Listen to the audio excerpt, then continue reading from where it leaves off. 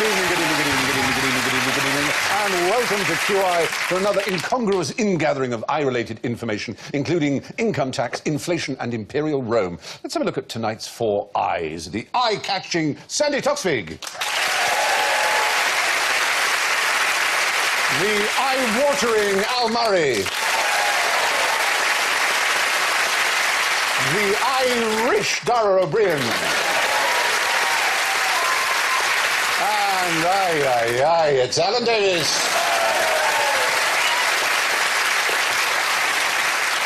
Right, well, let's hear your eye buzzers. Sandy goes... That was an ibis. Ooh. Al goes... That was an ibex. And Dara goes... That was a Seat Ibiza. And Alan goes... I think of great. And don't forget, if you spot a question to which you think nobody knows the answer, you can always play your ignoramus joker, like so. Nobody knows. That's right, there may be a question to which the answer is nobody knows. So describe, if you can, in detail, the world's most exotic tax inspectors. Not the ones who brought me into Balham once to... Were you once given a right going over? We were given a right going over, yeah. Were you? I'd taken tax advice from Harry Hill, so it was my own fault. He used to be a doctor, so I thought he knew what he was talking about. I once spent 3 days with the tax inspector, going through, honestly, every single decimal point of everything, and after 3 days he didn't find anything, and he said to me, "To be honest, Miss Toksvig, I just wanted to meet you." Wow! I know, I wanted to... Was either of them exotic? Did they have a flowery tie or anything about them? Is it going to be one of those tax haven-y things? No, it's not a tax haven thing. We're in the Middle East, we're in an Islamic country, where people will be very embarrassed by a certain type of person, a transgender person. Oh. And in Pakistan, they have a squadron of transgender tax collectors who come basically to embarrass people into paying. They go, hiya! Well, yeah, right. First of all, you go to the shop and say, you owe us this much in tax, and they will simply say, we refuse to pay. And they say, OK, then tomorrow we will send in a group of transgender tax collectors who will dance and sing in your shop until you pay. The crying game. But only 5% of people pay tax in Pakistan, don't they? Well, that's why... So it's not working, is There's it? only so many transgender people in tax. They're very busy, they're building it, I am what I am, in shops. Well, there is quite a transgender, I suppose one would use the word community, in Pakistan, and they have obviously had it very tough, especially in the more extremist parts of that country where such things are frowned upon. But they are classed together with transvestites and eunuchs, and there's a special word for them, which is hijra. But extraordinary for a mother if she sees her son putting on her high heels, and immediately she looks at him now and thinks, tax inspector. Yes, it is. It's a glamour profession now. I have to do this, Mother. I'm a tax inspector. It may well happen. Nothing else is going on. Are you wearing that dress this evening? But there you are. In India, in Andhra Pradesh, they've tried drumming. They simply drum outside the shop or household and keep it up until they pay their taxes. But what if you own a drum shop? That would be, obviously... That'd be a fatal flaw, wouldn't it? It would, but that's going to be a very low percentage. You're nitpicking here, I think. What would we do here with Morris dancers, I think? That would... outside your shop. Well, I'll pay, I will pay, yes. Well, basically, the governments of the world are looking for imaginative solutions to raise and, their taxes. And that is one, using transgender people in Karachi.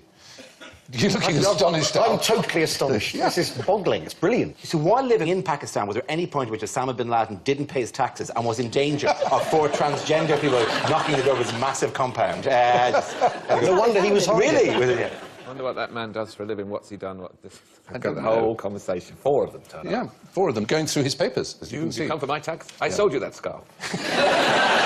I think that's a counterfeit designer bag that she's wearing as well. I suspect it isn't real. He's going to get the hit squad. Yes, he's going to get the full show. Yep. Here come the girls. Yeah. We are the hit squad. We are the hit squad, and the first hit will be shares, I believe. Absolutely. There you go. Now, compare the tax advantages of being a drug dealer in Tennessee to those of being a bank robber in the Netherlands.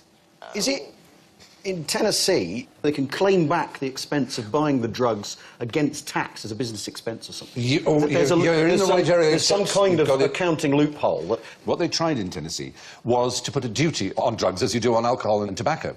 And so all these criminals who were found as drug dealers not only went to prison, but they had to pay this tax on the drug. Duty? Yes, but then constitutionally it was discovered to be basically against the American... It counted as double jeopardy because they were getting punished twice for the same crime. So now the state of Tennessee is paying money back to all the drug dealers. It's already paid... Brilliant. It's paid millions out to about 161 people have already received $3.7 million because it was a bit of a screw-up. They thought it was a really clever idea of getting extra money out of drug criminals, instead of which they've actually lost out on They'll only spend on drugs. But if you're putting that with bank robbers in the Netherlands, it must be that you can claim for the expense of your gun, or the claim Yes. of... Is that right? Absolutely you must be able right. to... There was someone who was found guilty of holding a place up with a gun, and he was fined, and his gun was an allowable expense.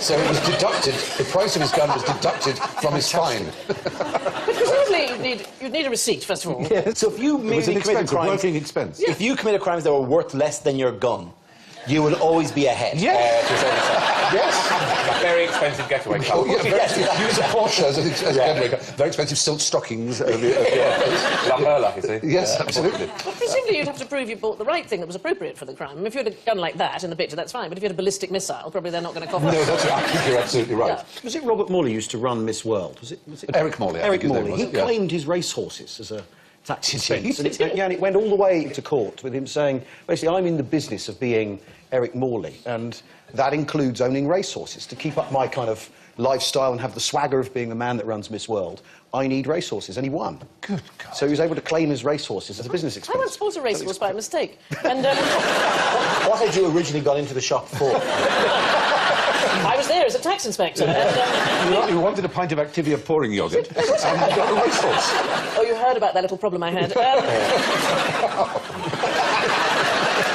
Stay with us, people.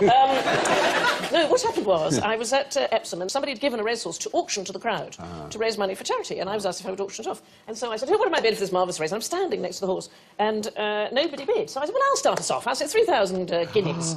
Silence. I was the only person who bid on the horse, and I'd come in my sports car. I had no idea how I was going to get it home. So did you have to pay up? Did you? Well, no, the man very nicely bought it back off me. Oh. Yeah, How much for? Well, I lost 40 quid. on it. Wow. So I had, for about a minute and a half, I owned a racehorse. Did you follow the fortunes of that racehorse at all? No, I've never been to the races again. It's too terrifying. Good Lord. Well, there you are. Yeah. I do know an actor who claimed his carpet on the grounds that it was wear and tear because he used to walk up and down learning his lines.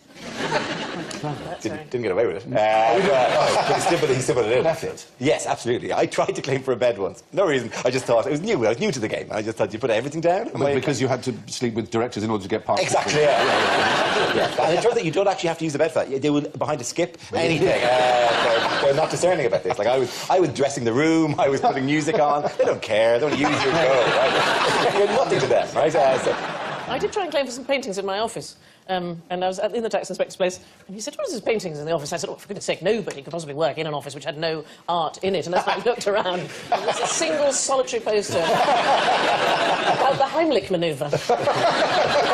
I couldn't think how often that would come up in a text. Really. That's Not when you're on your own in No, particular, I yeah. Well, people will try anything, basically. Now, why does this house have bricked-up windows? Ah, no, I expect there'll be a klaxon. Yeah. But there was window tax, wasn't there? Yeah, if people like to go around the place and point at a blank window and go, yeah, window tax, you see. Yes, there was a window tax, so they filled them in. Yes. Because there was a window tax from the 1690s right up to 1851. What is this, then? This is sort of 18th century fashionably solid curtains. Yes, basically. This is just to balance the house out, basically. There were a lot of bricked-in ones, but this is an example of where it was just used to make it look slightly more symmetrical. It looks more exactly like they had a child they didn't love, and they bricked it into a part of the house. I think if you look at the brickwork, I think there was an extension somewhere, and anyway. But that doesn't excuse the fact that Granny has been living in that slim portion of the house, and they just slide pizzas under the door, and she's... Was there not a brick tax at one point? Because I think you can tell the age of some London buildings by the size of the brick. Is that right? There was certainly, before the window tax, there was a hearth and chimney tax for fireplaces. And then they decided the window tax would be a good idea. And it was about in the 1850s that they realised that the British glass industry was doing very badly. There's an example of genuinely, those were blanked out for window tax. People were not getting enough light, and it was very disadvantageous for the poor, who particularly lived in dark places. And also the British glass industry was getting really depressed. But on the other hand, the candle makers were raking Candle it. makers were raking it in, there is that. Yeah. Is it or isn't it where daylight robbery comes from, this idea of that you've taken away the windows and the window tax was daylight robbery? I'm not sure. No, I don't think it is. No, I think it's quite simply is that you just take something in place. It's just shameless robbery, daylight robbery. I don't. Cat House would make a very good Advents calendar. Yes, it would. Yeah, imagine that huge chocolate behind it. Yeah. Scare the life out of the children. But surely somebody has rung the doorbell in this house and go, by the way, they've repealed the window. Yes. But other countries have chosen other strange taxes. What do you think in Amsterdam? What do you think they taxed? Oh, there's a narrowness of that, isn't there? The width Yes, of the building, They tax the width of a house in Amsterdam, hence you get this extraordinary Dutch, very, very narrow houses. And all of them have that, like a gable extended... for a pulley system. Thing, a pulley system. Outside, there's everything is lifted up because the doors are too narrow to bring everything Exactly. in. But it results in rather beautiful architecture, don't you think? Nobody agrees with me. Everyone thinks that. I think It's lovely. I think they just look very narrow. Well, yes. I mean, they're nice buildings. Could be a bit wider. Could be wider. It's the sort of building that I think, oh, just imagine if you'd forgotten something on the top floor. That's true. And you'd gone to what you wouldn't. You couldn't. You'd buy another, wouldn't it? Whatever it was, you'd buy another. It's nice to have the stairs up, maybe in a spiral, but there should be a pole down. Yeah, That much better. Have you ever been down a fireman's pole? No, I haven't. You really tried to keep a straight face. I meant it in the most serious way. That raises another question. Why don't firemen live in bungalows? Why the pole? Yes. Why not be on the same level as the fire truck? Because you've got to jump into your boots, haven't you? You've got the boots. No, you know you don't. You can just put them on. Oh, you can use the trees. Just put the boots on. Put the boots on. You're thinking it's Wallace and Gromit you're thinking of. It's as if going to a fire isn't enough of an adventure, isn't it? Yes, It's not exciting enough. It's quite scary. I visited a fire station Is it not in Indiana, and they said, "Go on, jump." And there's a pole, and I suddenly realised I don't want to do this. I eventually did it, and it's horribly squeaky as well, which it's like nails on a blackboard. Is it like a slide that's warm? It should have been oiled. I feel. Oil's flammable. It can't turn up at a fire covered in oil. You're quite right. Yeah, I don't think things think through. I really don't. Sure, there has to be training, because I would presume that if you jump and don't grab at your skin, if you grab it with cloth, you'll just go straight down at nearly terminal velocity. And Grab it with your leg. Get nasty burns. Oh, really? Because I would presume that would be an ironic thing to get a burn on the way to the fire. Why are they going down holding on with their legs? They're putting their cap on and doing the... Bungalow. You're right. They've got to see the fire Bungalow. engines. The fire engines take up all the room. That's true. You're going to have two machines abreast, is usual, isn't it? And then, if all the living quarters were next door... Sorry, I just thought of breasts. Oh. Two machines? 2 machines per breast. It was an odd moment, Alan, because I was with you. Well, Some sort of pumping going on. Lifting machine or a...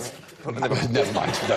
Anyway, what I don't like is that they no longer have a ladder on the top that sometimes comes adrift, and one dangles off the end going... Yes, like in... was it one of our dinosaurs is missing on one of those Disney films where they go around London? They have, but they've used it, yes. The only recent film, I think it was Terminator 3. Oh, did they use it in Terminator 3? Yeah, the Terminator was hanging off the end and went through buildings. Wow. It was very exciting. I think it was perhaps done on a computer. Yeah, probably true. Now, talking of large tax bills, name the best paid sportsman of all time.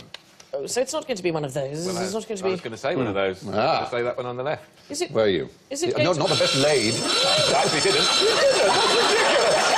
Top crime from Alan Davis. It's all crime, yeah, absolutely. Is it of all time, Donny? So, Of all time, yeah. It's going to be relative, so it's going to be someone in ancient Greece or someone No, like Spartacus. Gladiator. Imperial Rome. Imperial Rome is it indeed gonna where be we there? need to be, yeah. Is it a gladiator of some description? Not a gladiator, a Charioteer. charioteer. A charioteer by the name of Gaius Apuleius Diocles. And he was a Lusitanian Spaniard, and he was the greatest sportsman of his age. He wasn't a looker, though, was he? Well, that may not be accurate, but we know he won. Photographed. After a while, you do turn into a little bit like the animal that you work with. Yes. He won 1,462 races, which racked up 35,863,120 sesterces in prize money. And it's recorded in a monumental inscription, exactly that amount. It's called the champion of all charioteers. And if you compare this to the average wage of the day, and use all the calculations that people use to determine these things, his career winnings amounted to an equivalent of $15 billion. Quite an astonishing amount of money. That would make Tiger Woods pale. That's a fantastic. Tiger Woods was the first to earn $1 billion, so he's certainly the best paid of our time, but Which not of all charioteer time. was rhyming slang? For... You know, queer. Oh! I think we've got enough words. We've got iron and ginger. Although it'd be funny In a chariot, if we let on, if we let on the Chariot. if we pretend it was a Ben-Hur. Ben-Hur. Well, Ben-Hur would suit, I think. But if you then try to reclaim it, if you try to empower yourself by using a word that we just invented, it was never actually slang at all, and you're going, well, yes, I am a charioteer, and I'm none of you can say it. None of you can say it. Our word, we've got it back for ourselves. I'm a charioteer of fire. Down the pole. Hey!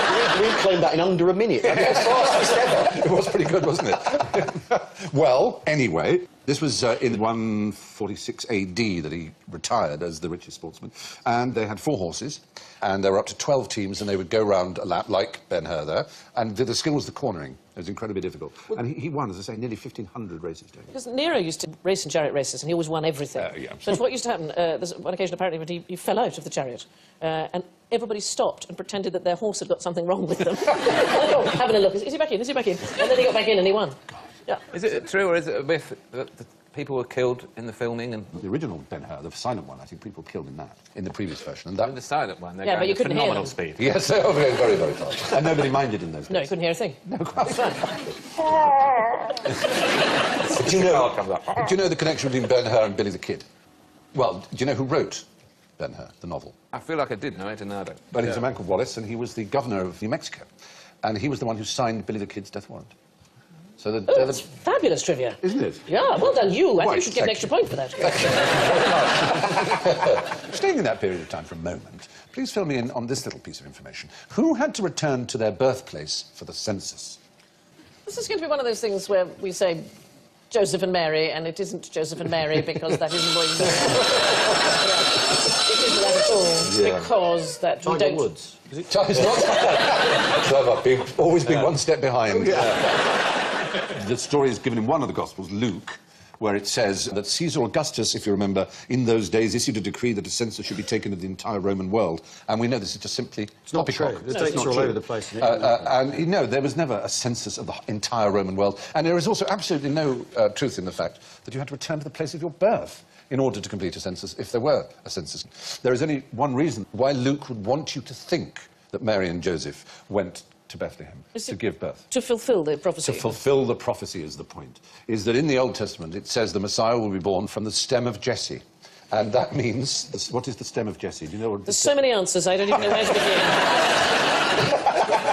What time is this broadcast?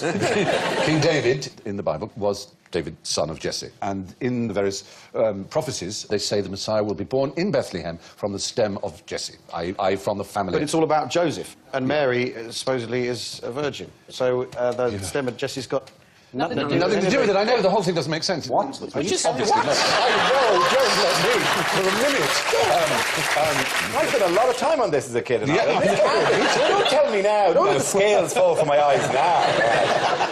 It doesn't make any sense anyway. If you were going to count people, I mean, say we had the census here, I'd have to go back to Copenhagen. That would just be ridiculous. Exactly, that's the point. He's only put in there in order to get him to be born in Bethlehem. And Luke is the one of all the Gospel writers who's most determined to fit in all the prophecies. And it wasn't laterally, and like a kind of a Bethlehem tourist board type thing where they said, is there any chance you could place this story here? we got the guys with the relics ready to go. The minute you shift it to us, like we can, like, you know, like Santa Claus Lapland versus Santa Claus North Pole. Yes. Right? This is probably exactly an excellent parallel to draw between the two things. But Lapland have just decided that's where Santa lives. And of course, the real St. Nicholas came from Turkey. Of course. And lived in the North Pole. the things we've really been cheated on are the really interesting books that should have been in the Bible. As you probably know, the Bible was assembled over a long period of time, well after the birth of Well, Christ. it's about 300 years later they got Exactly. together. There were the constant conferences going on, deciding on which bits of scripture they should include in an official Bible. And there are some absolutely wonderful ones about the infancy of Christ, which I would like to share with you. And wouldn't this make you more interested in Jesus? This is one here. They're the infancy Gospels, which were rejected from the final cut of the Bible. Is this like an Easter egg, ironically, on a DVD? They were Mary dismounted from her beast and sat down with the child Jesus in her bosom. And there were with Joseph 3 boys, and Mary a girl going on the journey along with them. And lo, suddenly there came forth from the cave many dragons, And when the children saw them, they cried out in great terror. Then Jesus went down from the bosom of his mother and stood on his feet before the dragons, and they adored Jesus and thereafter retired. Oh, that's fantastic. No, wouldn't you have paid more attention in Sunday school if there had been more of those? And you're reading that to us in your Harry Potter voice as well. I'm sorry, that just goes with the territory. The Bible meets Puff the Magic Dragon. Yes. Fantastic. So that is typical. Oh, that lizard. Oh, that's a dragon. That's a dragon. Right? Yes. Now, what did the 2001 census reveal to be the 4th largest religion in Britain? Oh, this is going to go off. I'm going to say Jedi. No, the 4th largest number of people put Jedi as their religion, but they were not counted as a religion. Those who put Jedi were put in the box, no religion. They were ruled out for being silly, weren't they? Well, basically, ruled out for being silly. The 4th biggest religion is in fact. in Wait, so Britain. Christian's going to be top one still, Muslim second, Yeah. Sikh, Hindu? Yes, 4th is Sikhs. There were 14 Scots who put Sith. Do you know what they when they released a press release about this? It's like something like 37,000 or something. Yes, it was 37,000 huge, people. more than that, They released the 390,000. actual official census form said. What was the number again? Sorry? 390,000. 390,000 was released as 390,000 Jedi there are. I'm reminded of an injustice that we did to you last series, Dara. Do you remember, we did this thing about a louse that goes into the tongue of fish. Yes, I remember that. It was quite revolting. It was revolting. It goes into the tongue of the fish, it eats the fish's tongue and sort of becomes the fish's tongue and lives inside them. And you said that surely fish don't have tongues. And I brushed you off. And I'm sure a friendly way. I said, silly. No, you Silly stood over me, I remember vividly, with a cane, and you beat me. You beat me down. You said, "Your impertinence! You're here at my mercy!" It turns out the fish don't have tongues. Yes. You're right, so we're going to give you some points for that. Oh, nice. Thank you very They much. have things that look like tongues in the place that a tongue would be, but they aren't muscles and they don't have taste buds. They're called bassihylas. And they're quite a common dish in Newfoundland, is cod's bassihyla. Sorry, is he going to get points for something and we weren't even there? Yeah. Well, Sorry, now? I know loads of stuff I haven't said. No, I'm okay, because I came on Series 2 Yeah. and said something, I mentioned them about a thing called the triple point of water being 0. On Series 3 I came back and they said, oh no, we've had emails that actually the temperature is 0.01, right? So I was 1/100 of a degree off on this, and he docked me points the following year. So, the fact, I'll happily take them, I'll take them, yeah. Exactly. What goes around comes around. Doesn't it? So you've got points now. Don't feel bad. You may get points next 2 years' time. Thanks, Dan. Someday when you least expect it, you're sitting there, Stephen Hoyle here and go, some points. Yeah. It isn't actually a tongue, and it doesn't have taste buds, as I say. But what's it actually for? Fooling Dara O'Brien. It's getting bits out of your teeth.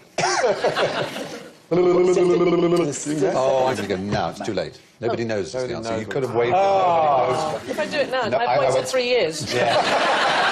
Maybe. Not understood this game. You're not alone.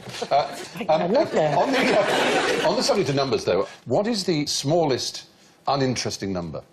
What do you think is an interesting number? Oh, they're all interesting to me, Are they? unfortunately. Yeah. I really love numbers. 3 sounds quite interesting, doesn't it? It sounds more interesting than 2. 3 is the magic number. Three's a magic. It's fantastic. 3 is sexy, 4 is somebody's But going to all- fall out of bed. I mean, we've got to go quite high. Numbers all have fascinating properties. But it doesn't make and sense to me. It's the smallest, most uninteresting. If it was the smallest, most uninteresting number, You're right, it's a paradox. It would make Would it it be interesting. interesting? Yeah, you're absolutely right. In that sense, it is interesting. But nonetheless, it is, in mathematical terms, the least interesting number. But we're aware of the paradox behind Right, it. but it would So be. ignoring the paradox side Right. of it, because it is quite interesting. Yeah. There is a number. And is it only a numerical interest, or is it a physical interest It's as a well? well, do you know the Hardy Ramanujan story? I expect. Do you know that story? I know so many hundred around that There was, story, there was a very, very great mathematician, probably one of the 3 greatest mathematicians who ever lived, called Ramanujan, who was an entirely self-taught Indian from Tamil Nadu, a really remarkable man. He ended up being the first Indian to be a Fellow of the Royal Society, the first Indian to be a Fellow of an Oxbridge College, and he did some extraordinary collaborative work with G.H. Hardy at Trinity College, Cambridge. He was then the most famous mathematician around. But he ended up in a hospital. People thought he may have tuberculosis, and he was dying. It's an incredibly sad story. He was 3 years, I think. He was Yeah, that's right. But remarkable work. Anyway, Hardy went in one day to sit at his bedside and couldn't think of anything he was saying. He said, well, Ramanujan, he said, the licence number of the cab I came in was rather dull. It's 1729. That's not a very interesting number, is it? And Ramanujan instantly said, oh, on the contrary, it's the smallest number that is expressible as the sum of 2 cubes in 2 different ways. Which is pretty extraordinary, I think you'll have to admit. You've got to have quite a mathematical mind to see that. So that, for example, is an interesting number. I feel like Homer Simpson at the moment. Yeah, anyway, there is a number. Yeah. So we can get this and put these people out of their misery, Yeah. their mathematical misery. There is an online encyclopedia of integer sequences, which lists thousands of sequences of integers which all have different qualities. And the smallest number which does not appear in any of these lists and is therefore uninteresting, is 12,407. But as Sandy rightly said, that makes it interesting. Yeah. It is the smallest number that does not appear to have any quality that, to a mathematician, is interesting. I feel kind of 12,407. No. So, That's the most famous number in the country. it now becomes, we hope, the most famous, after 1729. So, But it will now go on a list of QI facts, so now it will be on a list, and so... Yeah, Google it now and it's it will spoiled appear. now. yeah, but in pure mathematical terms, in arithmetical terms, it will remain uninteresting. You could make it. You could stick it on Big Brother. You could let it win Britain's Got Talent.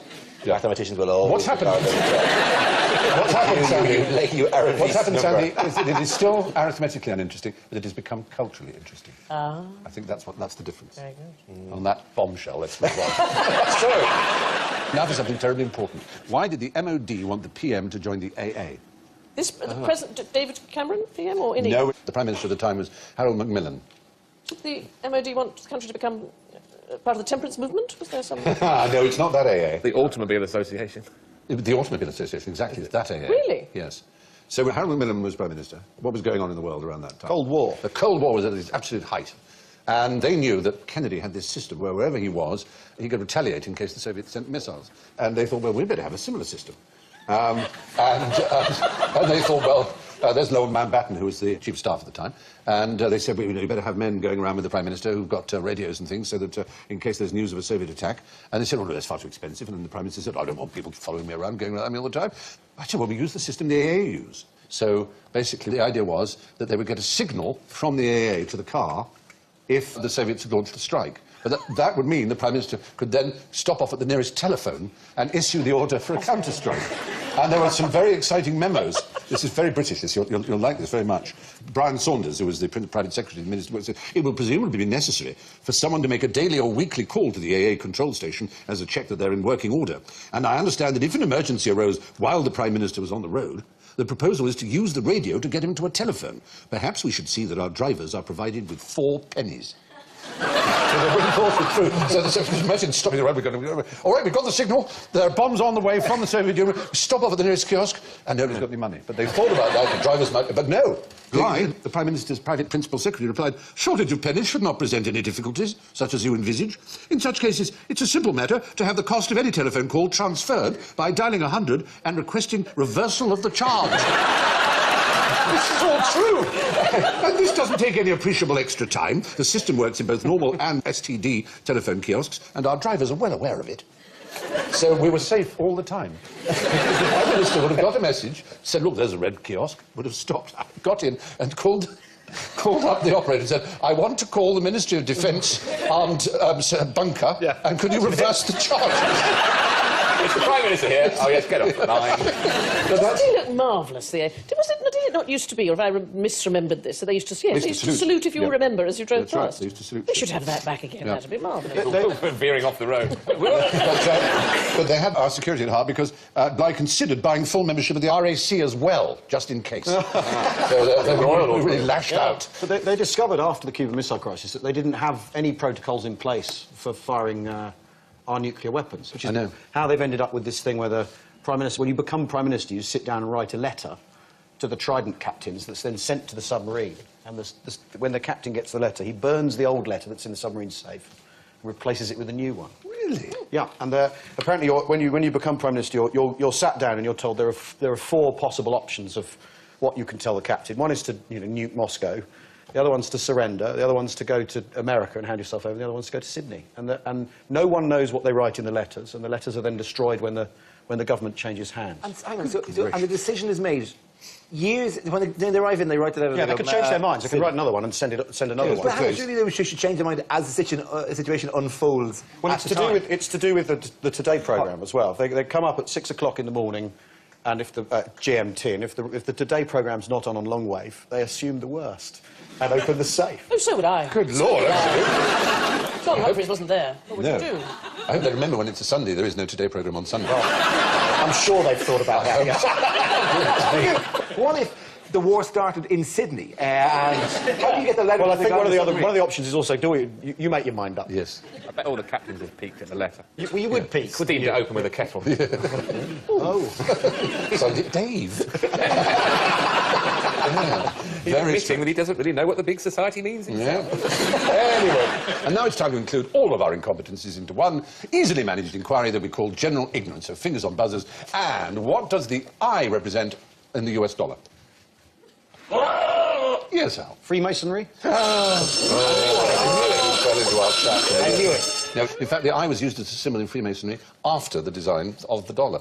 It's just an all-seeing providence, supposedly. That's just there to show... It's a bit trippy, though, isn't it? It is a weird Weird, thing to have on like a it's a dollar. thing to have on. Benjamin Franklin, it's true, was a Mason. He was the only one on the design committee of the dollar bill who was a Mason. But he wasn't on the final committee, and the eye was not used as a Masonic symbol until after. A committee designed that? Yes. That would be remarkable that you get that past a committee. They go, yeah, why don't we stick a So we're all pyramid? agreed. Yeah. Floating eye. So we like, on we like the pyramid. floating, freaky, disembodied eye. We all like that? Yeah, sounds like a great idea. Let's all do that. I still want the cock and balls.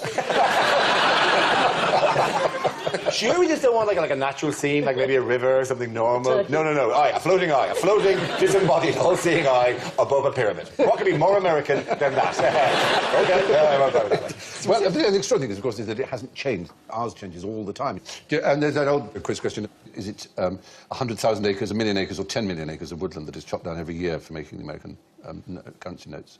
No. Do you know which? They're not made of paper. It's, no, they're not made of paper, they're made of linen, so no trees. What were the inhabitants of Mexico called before the Europeans arrived? I'm going to say Aztec. Yeah. Oh, thank you. Mexicans? Basically, Mexicans, they call themselves, yeah. That's right. Aztec was a reference to an island in the middle of the lake from which they traced their source, but they didn't call themselves Aztecs. This really at all. looks like a fantastic place. It looks great. You can imagine how Yes. excited the Spanish were that they'd conquered it and The killed lo- all its people and stolen all its gold. Massive selection of Mexican Out transgender Europeans people. again. They are Nahua people, and their language is Nahuatl. And there are words in English that are derived from Nahuatl, and there are points available if you can give me some Nahuatl words that we use chocolate. in England. Chocolate is one. Very good. I've run out. Burrito. Burrito. Burrito is Spanish for little donkey, because it's in the shape of a little donkey. Burrito, your breakfast burrito. No, it's not that. Guacamole. Guacamole, I don't think so. I think that's also Spanish. But Deep fried beans. Tequila. tequila, I'll give you tequila, definitely. Really? Tequila is a Nahuatl word. As is... We knocked the others out. That was a process of elimination. As is... That's not knowledge, that's a crapshoot. Welcome to QI. Finally, my friend. You could have tomato. Tomato. Tomato. Very good. Tequila. Well, we've already had tequila, but I haven't yet heard avocado. I said avocado. Yes. Oh, did you get the avocado points? then? Avocado. And breaking news just coming in here. Guacamole is a Nahuatl word. Guacamole. Yeah. Yes, indeed. Sex and drugs and guacamole. Do you not think it sounds like Toad of Toad Hall's Mexican cousin? Guacamole. Guacamole's coming over. Chili. You could have had chili as well. Chili. Chili? Just simply chili. very- Anyway, there we are. What did Prince Albert invent? Oh, a cock ring.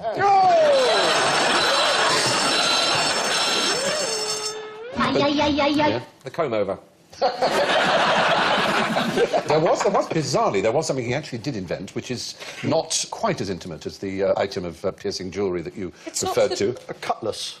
No. He and Victoria married, they were very young, 20 years old, and she was very nervous, and she wrote a diary, as you may know, and she was quite an intimate diary, and she described the wedding night, the actual events, not the full physical details, but she described the experience as both gratifying and bewildering. Isn't that rather wonderful? We've all been there. So anyway, they enjoyed enough to have 9 children, and what he invented was a device that allowed them to lock the bedroom door from the bed, to give them marital privacy. Isn't that rather splendid? Yeah. Dude. Yeah. Excuse me while I just... Yeah. So, but he wore very tight trousers, and this myth grew up in the middle of the 20th century that he somehow anchored his penis to one side of his body or another by means of some sort of ring that was therefore able to pull it backwards so that it wasn't on show at parties because he was a Victorian and it would have been rude wearing such tight trousers. But there is no evidence for this. But what noise does a mute swan make? And you're allowed to do an imitation if you like. Hello. I can break your arm. Does that, doesn't it? Was that? Oh, Oh dear, oh dear, oh dear. No, well, you'd think being called the mute swan, but I'm afraid again you've fallen into our trap. They sort of hoot, don't they, like a goose? Well, they did the whole range of noises that swans make, which is hissing, snorting, grunting, and indeed honking. They do all those noises. They are incredibly but they noisy. just do it more quietly than other species of swan, and therefore they were called the mute swan. They actually make a very loud noise when they fly. They are the heaviest bird that flies in all nature. They're rubbish landers, though. They are. They are really rubbish at landing. They've got the They come in comical and as the feet are going like this. And, that's my swan impersonation landing on the Thames. Very good, very good. Which brings us nicely and neatly to the swan song of the scores. And what remarkable reading they make too, ladies and gentlemen. In first place, with a majestic +11, Sandy Toksvig! And in a very creditable second place, with +6, Dara O'Brien. And first-timer Al Murray can hardly be ashamed of -13. And Alan is all too used to bringing up the rear with -22.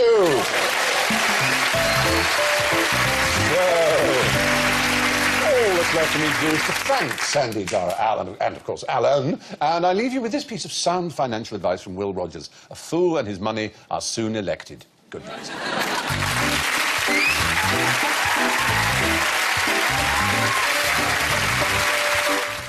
More comedy as Russell